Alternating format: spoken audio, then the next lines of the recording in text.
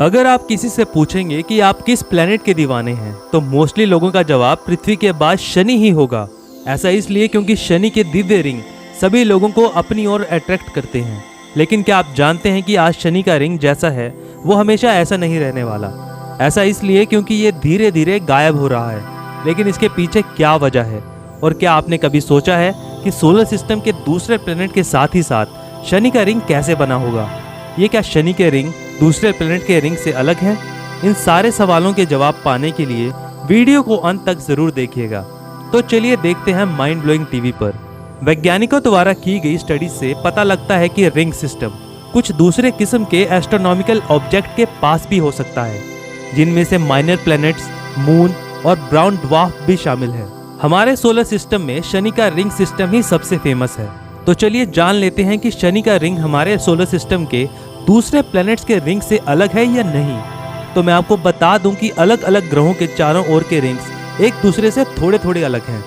शनि के रिंग्स में काफी ज्यादा संख्या में पार्टिकल्स फंसे होने की वजह से इसका रिंग बहुत चौड़ा और बड़ा हो जाता है, जिसकी वजह से दूसरे प्लैनेट्स के रिंग्स के मुकाबले इसे आसानी से देखा जा सकता है। इतना ही नहीं, सबसे बड़ा डिफरेंस शनि और दूसरे गैस जायंट प्लैनेट्स के रिंग्स में है, वो है पार्टिकल्स जिससे शनि का रिंग बना है। शनि का रिंग जिस पार्टिकल से बना है वो काफी अच्छी तरह से सूरज से आने वाली लाइट्स को रिफ्लेक्ट करता है, और इसी वजह से हम पृथ्वी से इसे नॉर्मल टेलीस्कोप की हेल्प से आसानी से देख पाते हैं। दूसरे प्लैनेट्स के केस में उसके रिंग सूरज से आने वाली लाइट को आसानी से रिफ्लेक्ट नहीं कर पाते, और इसी वजह से इन्हें देखना हमारे लिए मुश्किल हो जाता है। शनि के साथ ही साथ दूसरे प्लैनेट के आसपास रिंग्स क्यों हैं, या इनके रिंग्स का फॉर्मेशन कैसे हुआ? चलिए इसके पीछे की कुछ थ्योरीज जान लेते हैं। आपने नोटिस किया होगा कि मैंने थ्योरी कहा, ऐसा इसलिए क्योंकि हमारे पास इस क्वेश्चन का एग्जैक्ट आंसर नहीं है, और इसी वजह से हम डिफरेंट थ्योरीज को टेस्ट करते आ रहे हैं। थ्योरीज को आसानी से समझने के लिए हमें पहले रोश लिमिट को समझना होगा। रोश लिमिट या कहीं रोश रेडियस किसी भी सेलेस्टियल बॉडी से एक निश्चित दूरी है, जिसके अंदर एक दूसरा सेलेस्टियल बॉडी आने पे बिखरने लगता है। इस तस्वीर में आप देखिए, यहाँ पे दो सेलेस्टियल बॉडी हैं, एक को येलो कलर से दर्शाया गया है और दूसरे को ब्लू से। यहाँ पर white lines yellow celestial body का रोश लिमिट है। जैसे कि आप देख सकते हैं कि ब्लू सेलेस्टियल बॉडी रोश लिमिट से बाहर होने की वजह से ये स्फेरिकल शेप में है। अब आप इस तस्वीर में देखिए, जैसे जैसे blue celestial body yellow celestial body के रोश लिमिट के पास आ रहा है, टाइडल फोर्स की वजह से डिफॉर्म हो रहा है, और जब ये रोश लिमिट के अंदर आ जाएगा तब येलो बॉडी द्वारा ब्लू बॉडी पे लगने वाला टाइडल फोर्स ब्लू बॉडी की ग्रेविटी से ताकतवर हो जाएगा, और इस ब्लू बॉडी का मास बिखरने लगेगा। धीरे धीरे बिखरते हुए ये ब्लू बॉडी गायब होकर रिंग बन जाएगा।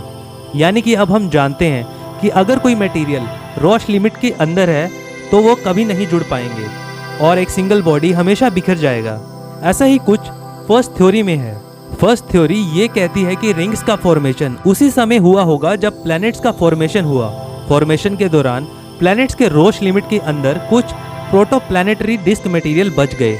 ये मटेरियल रोश लिमिट के अंदर होने की वजह से एक साथ जुड़कर मून का फॉर्मेशन नहीं कर पाए और प्लैनेट्स का रिंग बनकर रह गए। दूसरी थ्योरी ये कहती है कि प्लैनेट के पास पहले से ही अपना मून होगा, जो बाद में किसी कारण से रोश लिमिट के अंदर आ गया होगा। अंदर आने के बाद प्लैनेट के टाइडल फोर्स से ये बिखर कर इस प्लैनेट के रिंग बनकर रह गए। तीसरी और लास्ट थ्योरी ये कहती है कि प्लैनेट के फॉर्मेशन के साथ इसके मून का फॉर्मेशन हुआ होगा। किसी कारण से इसके मून की ऑर्बिट डिस्टर्ब होने से इसके मून्स एक साथ टकरा गए होंगे, और जो मलबा इस टकराव से आया होगा वो फिर से आपस में जुड़कर नए मून का फॉर्मेशन नहीं कर पाए होंगे, जिसकी वजह से ये मलबे प्लैनेट के रिंग बनकर रह गए। जैसे कि मैंने आपको बताया कि शनि के रिंग्स बहुत तेजी से गायब होते जा रहे हैं। इसके पीछे क्या कारण है? शनि के रिंग्स आइस और रॉक्स के टुकड़ों से मिलकर बने हैं। जब इनसे सूरज से आने वाली यूवी रेज और कुछ मीटियोराइट टकराते हैं तब आइस डॉट्स चार्ज हो जाते हैं और शनि के मैग्नेटिक फील्ड में बंध जाते हैं, और बाद में ग्रेविटी इसे प्लैनेट के अंदर खींच लेती है। जब ऐसे रिंग्स प्लैनेट्स में गिरते हैं तो उसे रिंग्स रेन कहा जाता है।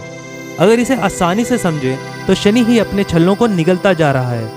शनि के छल्ले के गायब होने का यह सिलसिला कोई 20, 25 या 50 साल में पूरा नहीं होने वाला। वैज्ञानिकों का अनुमान है कि अभी जिस तरह से यह गायब हो रहा है तो उसमें 10 करोड़ साल में दिखना बंद हो सकता है। लेकिन शनि के छल्ले के पूरी तरह से विलुप्त होने की यह पूरी प्रक्रिया समाप्त होने में मोटे तौर पर 30 करोड़ साल लग जाएंगे।